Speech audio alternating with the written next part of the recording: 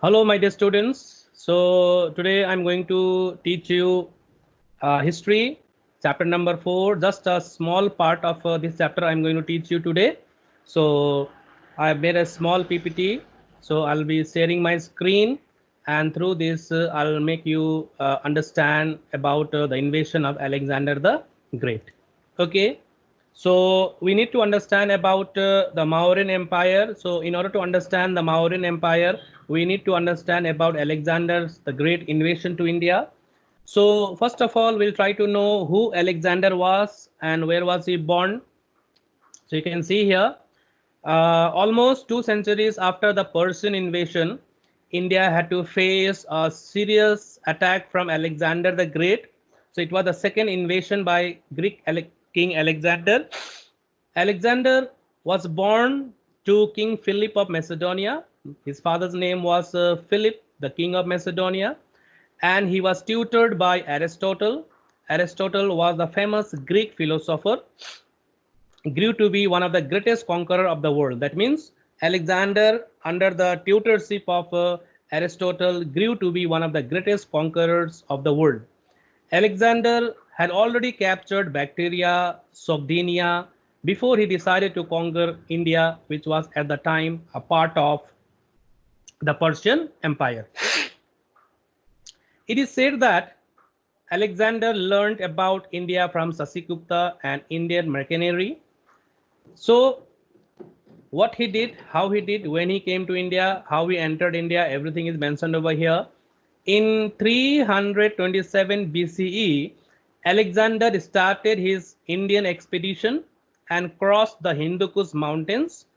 He first reached the city of Taxila. The king of Taxila helped Alexander, who in return spared his kingdom. So when Alexander entered through Hindu Kush mountain, and the first city which he reached was Taxila, and the king of Taxila surrendered in front of Alexander. So on behalf of that, he returned. That means Taxila, the king of Taxila was spared, and his kingdom was returned back to king of Taxila, because Alexander was helped by the king of Taxila. So he is believed to be the first Indian king. That means the king of Taxila was the first Indian king who betrayed his countrymen for his own interest. So I think you understood it. The king of Taxila was the first Indian king to betray his countrymen for his own interest. Okay, this is definitely unacceptable. So this way Alexander entered India, and then Alexander's next encounter was with King Porus, or the Porus according to the Greeks, okay, who is said to be the enemy of the king of Taxila. That means Porus was the enemy of the king of Taxila. So definitely now I think you understood it. The king of Taxila helped Alexander in order to defeat Porus, the king of Poraba. Okay. So the kingdom of Porus lay between the river Jhelum and Chenab. Porus heard how the Indian rulers had submitted before the invader, but he remained firm and decided to fight bravely against him. So till that time, the king Porus already had heard about the rest of the Indian rulers who had surrendered or submitted before Alexander the Great. But he was firm and determined in order to protect his kingdom. So he remained firm and decided to fight bravely against Alexander the Great. Okay, now next you see, after crossing Jhelum, you can see that Alexander crossed the Jhelum river, which was in flood at that time, with a small part of his army. So one thing is noted over here, that Alexander came to India with a very small army. Very small part of his army was with him. So Porus met the enemy with his whole army. So one side Alexander was with his very small army, and on the other side the Indian ruler Porus was with his whole army. So luck was against Porus, and overnight rains. You know that, you might have heard these stories in the earlier classes also. The luck favored Porus, and the overnight rains made the ground slippery, and the chariots got stuck in the mud. So the army of Porus was no match for Alexander's cavalry.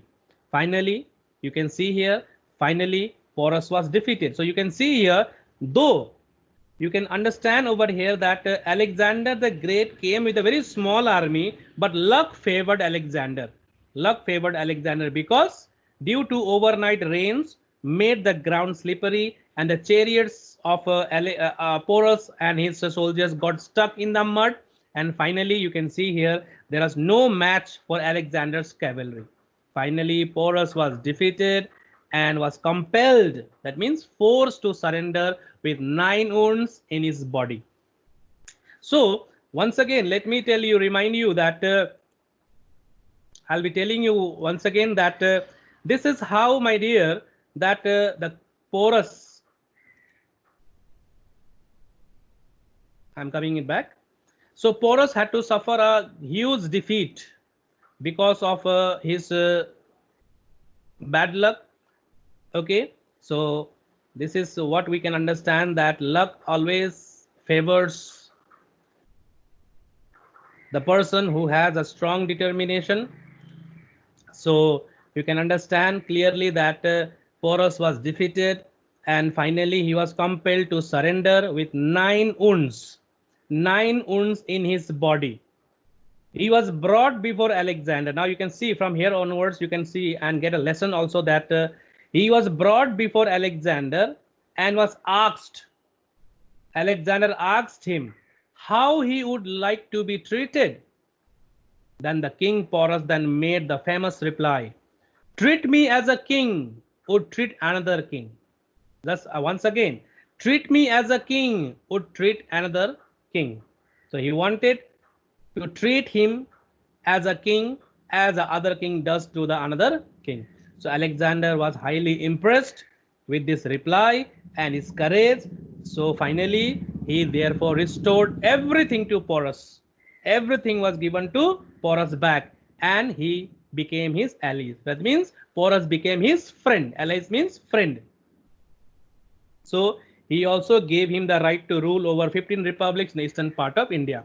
So when Porus was freed and his kingdom was given back to him, everything was restored back to Porus. Then Porus also gave Alexander the right to rule over the 15 republics in the eastern part of the empire. Okay, eastern part of the empire. So next one you can see here, after the battle of Jhelum with Porus. Okay, after the battle of Jhelum with Porus, Alexander proceeded towards Chenab, Ravi, and reached Beas, beyond which lay a fertile land ruled by Nanda dynasty. So after defeating Porus and restoring back his territory, he crossed river Chenab, Ravi, and reached Beas, beyond which lay a fertile land ruled by the Nanda dynasties. Nandas were ruling that dynasty at that time. So Alexander was eager to challenge the powerful king of Nanda. Nanda was the ruler of that dynasty. Okay, Nanda dynasty was there. Nanda kings were over there. So, but his army revolted and refused to march any further because they were tired of war and desperate to return home. That means the Alexander's army were tired of fighting and fighting and fighting, and the army revolted against Alexander, and the army of Alexander refused to march any further because they were tired of war and they were desperate to return home. So Alexander therefore started his return journey and crossed the river and Chenab again. On his way back home, okay, now he understood that without the army he cannot do anything, so he decided to return back home. So on his way back home, he conquered many tribal kingdoms. Well, while returning also, he conquered many tribal kingdoms and divided his kingdom into many satraps. He reached home in the year 325 BCE or 24 BCE and died a year later in Babylonia. That means later on, after reaching Babylonia, he died at the age of 32. Okay, at the age of 32, he died. Okay, so we can understand very, very clearly, my dear, very, very clearly that Alexander the Great definitely wanted to conquer rest of the country, but he could not do so because his soldiers were very much tired. So the main motive of teaching this small part was to make you understand the role of Alexander and what was the condition of India at that time and who were the rulers who surrendered. Okay, so finally you understand that the King Porus fought bravely. Okay, the King Porus fought very bravely. Let me tell you, King wanted to fight. He had a huge army, but luck did not favor him. But the ruler of Taxila, you can see he betrayed his people. He betrayed his people very badly. That is why definitely this type of traitors we should not forget in our history. So we definitely remember Porus, right? He, in spite of knowing that Alexander is very powerful, he still stood firm and determined to protect his kingdom. He fought very bravely, but finally his luck was not in favor. With a very small army, Alexander defeated him. And later on, when he was asked what should be done to him, how he should be treated, he said that he should be treated as a king should be treated. That means how the king should be treated by another king must be done the same with Porus. So it was same way. He was very much impressed with this uh, reply of Porus, and finally his kingdom was restored back to him. So we need to understand what was the effect of Alexander's invasion. What was the effect when Alexander came to India? What was the effect of Alexander's invasion, my dear? So definitely we can understand that what was the situation like in India. Alexander's conquest exposed the political disunity of India. Okay, and at that time the kings of India were not at all ready or prepared to face the external danger. Okay, due to military weakness of the Indian rulers, their military was very weak. Another one is that it helped the expansion of Mauryan Empire, who were able to easily conquer the weak tribes. Next one, Alexander's invasion opened the gate of communication between not only Greece and India, but also to the east with the west. That means it opened the west, it opened the route for others to enter India. So it not only made a relation with the Greeks, it increased commercial relationship between two, but it was accompanied by mass killing and plunder. So my dear, this is what about this is how it affected the Indian territory due to Alexander's invasion.